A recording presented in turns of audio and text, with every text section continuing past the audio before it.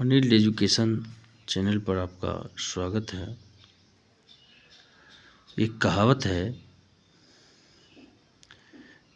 जो practice makes a man perfect, मतलब अभ्यास मनुष्य को पूर्ण करती है, पूर्ण बनाती है।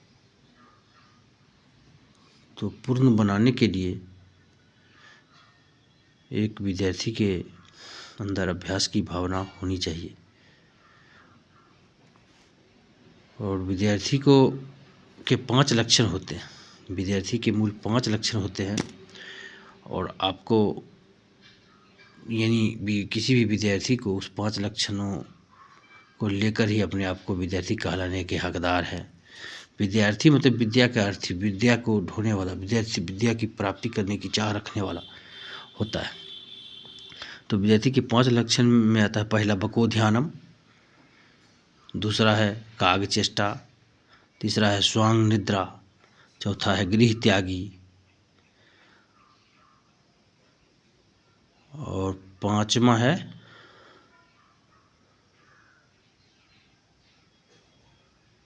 सॉरी हम अभी नहीं बता सकते हैं। 4 ही लक्षण हमें अभी ब्रेन में है, आगे मैं बता दूंगा। तो पहला जो मैं कहा हूँ बको ध्यानम, मतलब बको मतलब बगुला की तरह ध्यान होनी चाहिए। अध्ययन के प्रति उनका ध्यान बगुला की तरह होना चाहिए, जो नदी के किनारे या पानी के किनारे, किसी भी पानी के किनारे इस तरह बैठा रहता है मछली की तलाश में। एकदम गुप्त रूप से बैठेगा और एकदम बारीकी से अपने ध्यान को, अपनी चोंच को मछली पर टिकाए रखेगा। ज्यों इधर से उधर मछलियाँ होती है और तब वो अपने चोंच के सहारे मछली को पकड़ लेता है। मतलब उसी प्रकार विद्यार्थी को भी अपने किताब कॉपी कलम के साथ ऐसा लगाव होनी चाहिए कि शांतिपूर्वक बैठ करके कॉपी कलम में इतना मंत्रमुग्ध होना चाहिए, जो कॉपी कलम और उसका ब्रेन और दुनिया में कुछ है ही नहीं, इतना ध्यान आकर्षित होकर के पढ़ना चाहिए। तो पहला हो गया बको ध्यानम का उदाहरण हो गया। स्वांग निद्रा, मतलब स्वांग मतलब कुत्ते की तरह निद्रा होनी चाहिए। हल्का भी छटपट हुआ तो तुरंत उठ करके बैठ करके पढ़ने लग जाना चाहिए। अपने लक्ष्य के प्रति हमेशा जागरूक रहना चाहिए। नहीं से सोएंगे तो सोएंगे, हल्का भी नींद की गति लगी तो सोए और हल्का सा नींद करवट लिया बस फिर उठ के पढ़ने लगे। इतना चाहत होनी चाहिए एक विद्यार्थी को। हो गया काग चेष्टा। काग मतलब कौवा होता है। कौवा बोलने में ज़्यादा माहिर होता है, चेष्टा मतलब बार बार कोशिश करता है, काँव काँव काँव काँव। इसलिए आप विद्यार्थी को भी अपने पढ़ाई लिखाई के प्रति ज़्यादा से ज़्यादा काग चेष्टा मतलब अपने अभ्यास को ज़्यादा होना चाहिए। मतलब अपने आप अपने कर्तव्य पथ पर ज़्यादा से ज़्यादा प्रैक्टिस के लिए अग्रसारित होनी चाहिए। बको ध्यानम, स्वांग निद्रा, काग चेष्टा और हो गया गृह त्यागी। विद्यार्थी को गृह त्यागी भी कहा जाता है। पहले के ज़माने में लोग गुरुकुल में विद्यार्थी लोग विद्यार्जन के लिए गुरु के आश्रम में ही जंगल में रहा करते थे, लेकिन अब तो ऐसा संभव नहीं है। लेकिन तब भी अभी के समय में लोग गृह त्याग मतलब घर से हट करके विद्यार्जन की भावना रखना चाहिए। घर पर जैसे ढेरों काम रहते हैं हम लोगों को, इधर जाओ उधर जाओ, मम्मी कुछ कर रहे हैं, पापा कुछ कर रहे हैं, भाई कुछ कर रहे हैं, बहन कुछ कर रहे हैं, फ्रेंड लोग कुछ कर रहे हैं। तो उन लोगों से बचने के लिए, अपने ब्रेन को मतलब बिखराव होने से बचाने के लिए घर से अलग रह करके कहीं रूम ले ले और अपने आप अपना रूम, अपना किताब और कोई बाहरी कोई टोकने वाला नहीं, बस पढ़ने की होनी चाहिए, पढ़ने की ललक होनी चाहिए। तो ये सभी होनी चाहिए। इसी सबको मैं दोहराते हुए मैं अपने लाभ और हानि चैप्टर जो शुरू किया था उसका मैं एक प्रश्न बनाए लिखा हूँ, जो आपको अपने वीडियो के माध्यम से बता रहा हूँ। आप जानिए और समझिए। हमने लिखा है यहाँ पर, राम बाज़ार से 800 रुपया में एक कुर्सी खरीद कर लाता है। राम बाज़ार से 800 रुपया में एक कुर्सी खरीद कर लाता है।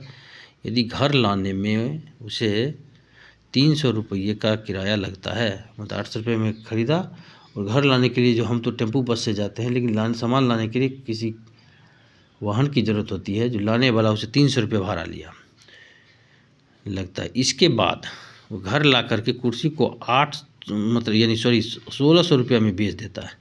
घर लाने के बाद कुर्सी को 1600 रुपये में बेच देता है। तो राम को लाभ और लाभ प्रतिशत की गणना करें तो राम जो कुर्सी लाया बाज़ार से, भाड़ा लगाया, उसके बाद 1600 रुपये में बेच दिया, तो कितना का लाभ हुआ, उसमें कितना का बचा, ये निकालने के लिए कह रहा है। तो सर पहले तो आप ये जानिए कि किसी भी वस्तु को खरीदने पर खरीद कर घर तक लाने पर जो किराए भी लगते हैं उसको ऊपरी व्यय कहते हैं, मतलब बाहरी खर्चा, वो भी क्रेता का क्रय मूल्य ही कहलाता है। क्रेता मतलब खरीदने वाले का क्रय मूल्य में ही जोड़ा जाता है। तो लिखे हम कुर्सी का क्रय मूल्य 800 रुपया है, किराया भाड़ा लगा है 300 रुपया, हमने लिख दिया यहाँ पर। अब राम का कुर्सी घर तक आने में कुल क्रय मूल्य 800 + 300 1100 रुपया क्रय मूल्य हो गया 1100 रुपया क्रय मूल्य है। अब कुर्सी का विक्रय मूल्य 1600 रुपया है, जो इसमें दिया हुआ है आपको प्रश्न में। अब लाभ बराबर जो प्रश्न होता है, लाभ उसी स्थिति में होता है जब क्रय मूल्य से ज़्यादा विक्रय मूल्य हो।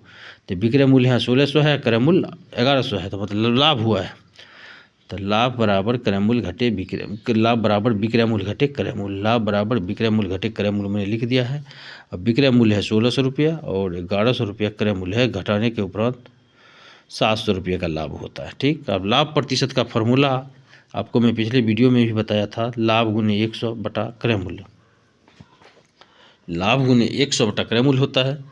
तो लाभ 700 रुपया गुने 100 बटे 1100 रुपया क्रय मूल्य है। अब ये शून्य काटे, ये शून्य काटे, 700 बटे 11 बच गया। 700 बटे 11 को पूर्णांक में तोड़ने पर 63.7 बटे 11% का लाभ हुआ इस व्यापार में। इस वीडियो को बार बार देखने से आपको कि क्रय मूल्य में जो वृद्धि हो जाती है, वस्तु के किसी भी वस्तु को जिस चीज़ मूल्य पर खरीदी जाती है, वस्तु का क्रय मूल्य कहते हैं। लेकिन क्रेता जो खरीदता है उसके लाने में या